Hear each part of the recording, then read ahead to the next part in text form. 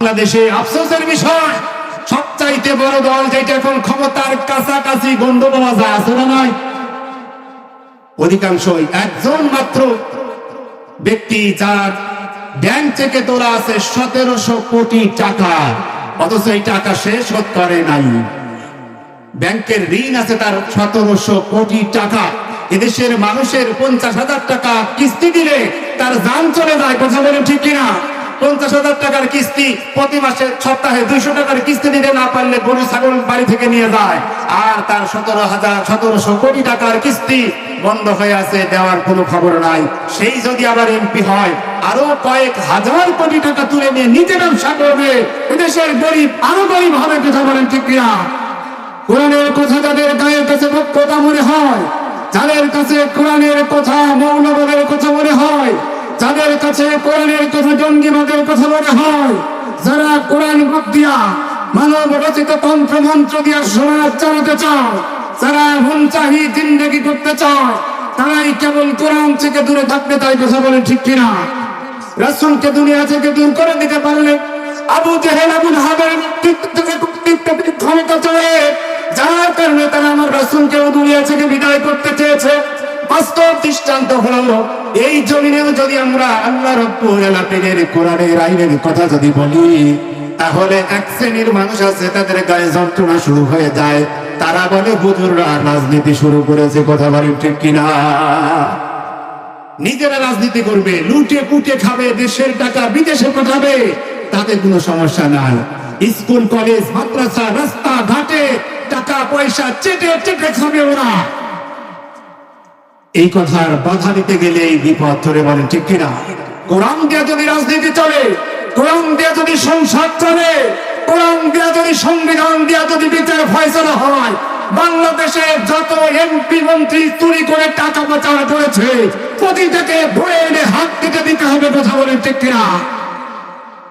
তাহলে যে দেশের মন্ত্রী এমপিরা টাকা চুরি করে দেশের মানুষের টাকা, বিদেশের মাটিতে খেটে খাওয়া শ্রমজীবী মানুষ, এদেশের সন্তান ফেলে, স্ত্রী ফেলে, মা বাবা ফেলে যখন বিদেশের মাটিতে কামড়া বেচতে যায়, মা মারা যায়, মায়ের লাশটা দেখার সুযোগ হয় না, বাবা মারা যায়, বাবার জানাজায় শরীর খাওয়ার সুযোগ হয় না, সেই বিদেশ থেকে টাকা কামানো টাকাগুলো ডলার গুলো কেনা ব্ল্যাকমেইল করে ওরা পাচার করে বিদেশে বাড়ি বানায়।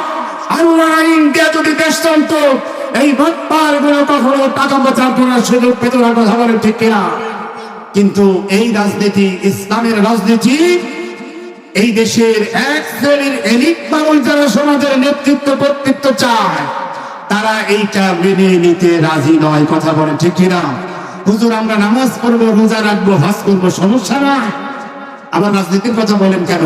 আপনাদের দাওয়াত দিয়া পকেটে হাদিয়া দেব, মসজিদে ইমামতি করবেন, ঈদগাহে ইমামতি করবেন, আমার বাপ মূল্যে মিলাদে আপনাদের দাওয়াত দেব, 40 দাওয়াত দেব, কোনো সমস্যা নাই, সাথে সাথে ডলার দেব, টাকা দেব।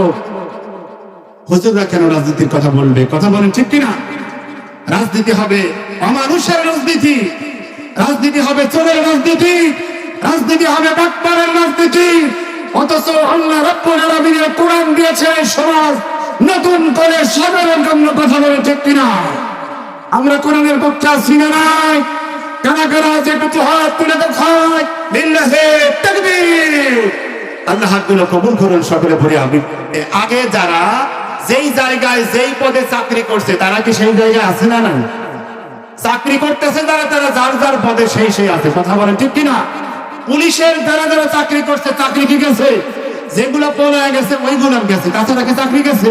চাকরি যায় না। অফিস আদালতে, ব্যাংক, বিমা, সর্বক্ষেত্রে যার যেই জায়গায় চাকরি, তার তার পদে বহাল আছে। সুতরাং ওই চোরগুলো হয়তো ভাঙ্গুরা থেকে ফরিদপুরে গেছে, ফরিদপুর থেকে আপনার নাগরপুরে গেছে, অথবা কি করছে ঈশ্বরদী গেছে, জায়গা পরিবর্তন হয়েছে, চোরের পরিবর্তন হয় নাই, কথা বলে ঠিক কিনা?